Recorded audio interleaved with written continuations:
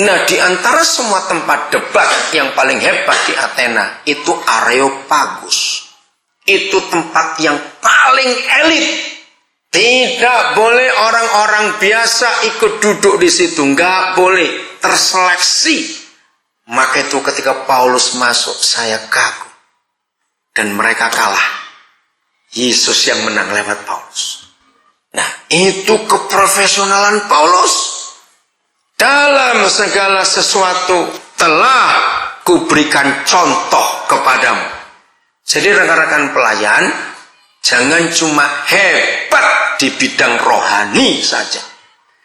Ayo kita hebat di dalam segala sesuatu. Karena siapa? Roh Kudus. Oke, beri tanda ya Kisah Rasul 20 ini, karena ini sulit kalau kita nggak punya ayat mendukung. Kapan dan bagaimana kita bisa seperti ini dalam segala sesuatu telah kuberikan contoh kepadamu? Bagaimana? Selama saya hidup, harus sekali saya ketemu. Dokternya ada di sini sekarang di Jakarta. Minggu depan dia akan pulang. Dokter Tan, orang Surabaya, lulusan Jerman. Dia sekarang tinggal di sebuah kota kecil namanya Saarbrücken, perbatasan dengan Prancis. Saya sering nginep di rumah dia. Ini orang pertama yang saya pernah ketemu, punya 4 spesialis. Terus saya guyon, Om Tan, kenapa enggak 5? Mati aku, dia bilang begitu. 4 spesialis. Setelah dokter umum selesai, dia ambil internis. Setelah ambil internis, dia ambil urologi, ahli ginjal. Setelah urologi, dia ambil satu lagi. Wah, dia sudah pensiun. Hari ini dia dari pulang ke Indonesia. Dia sudah warga negara Jerman. Lalu bagaimana kita bisa ngerti segala sesuatu? Mau belajar berapa tahun? Lalu kalau belajar terus kapan melayani? Betul bukan, kan dilema. Tapi jangan takut. Alkitab ini jawaban atas segala-galanya. Yohanes 14 ayat 26. Itu jawaban. Bagaimana kita bisa jadi profesional di dalam segala sesuatu? Sekolahnya dengan Roh Kudus. Silakan dibaca. Yohanes 14:26. Barengan ya. 1, 2, 3. Ya, tetapi penghibur itu, yaitu Roh Kudus yang akan diutus oleh Bapa dalam namaku, yang akan mengajarkan kamu tentang, ya, stop sampai situ. Jadi apa profesi Roh Kudus? Ngajar apa? Jangan cuma ngajar, ini penting. Segala sesuatu. Maaf ya saudara, kita harus jujur. Tapi banyak gereja kaget waktu saya sampaikan ini.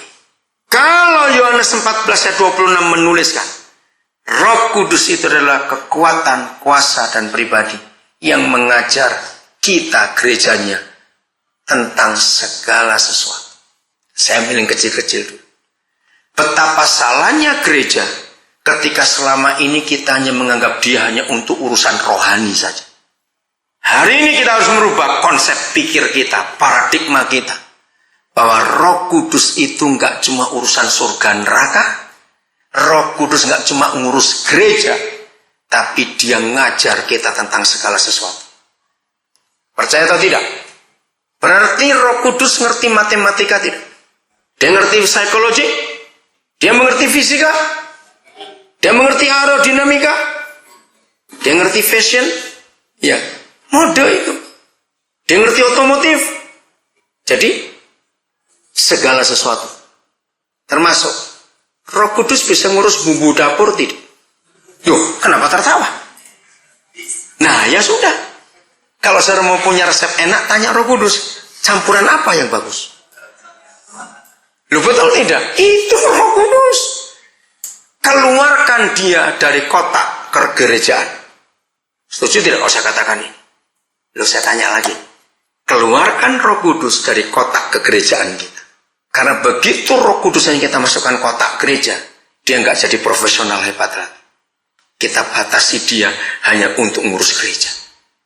Ada Roh Kudus itu guru hebat yang bisa mengajar kita tentang segala sesuatu.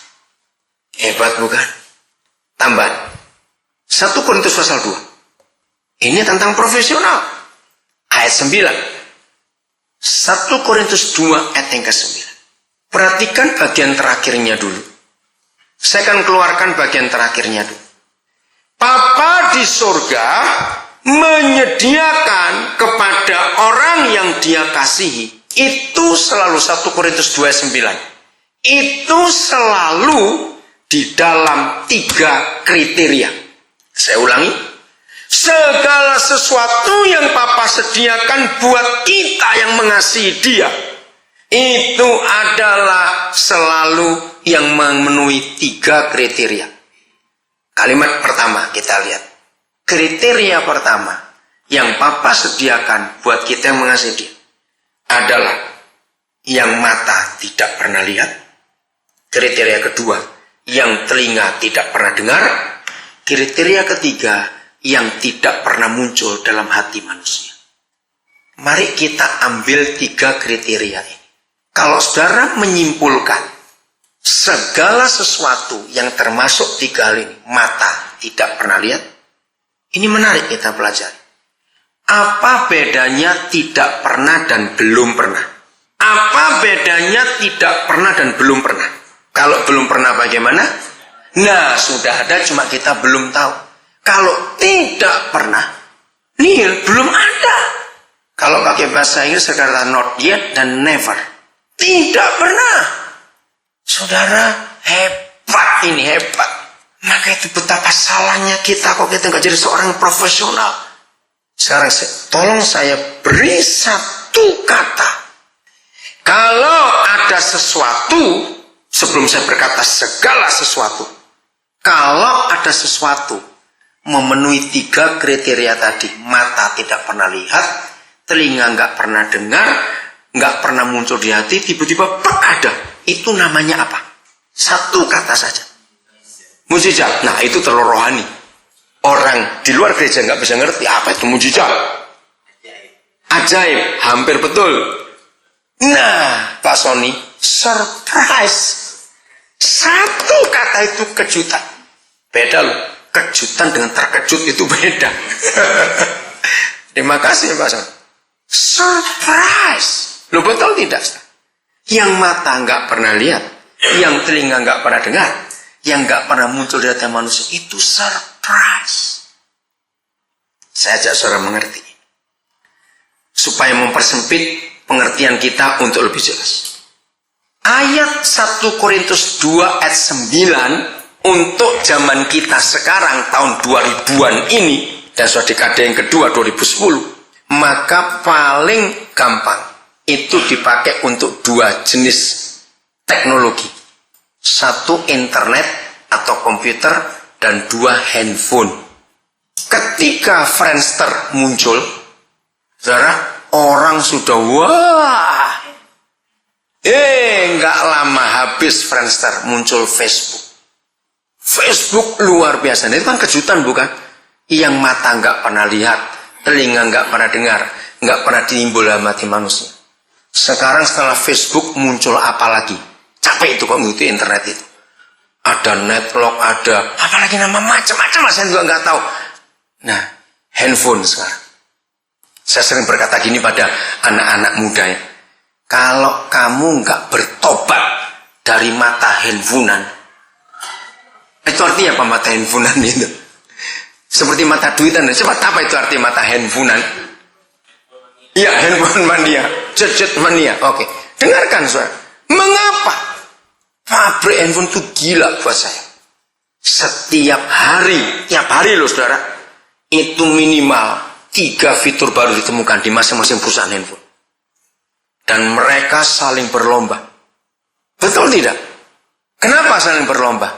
Karena profesional.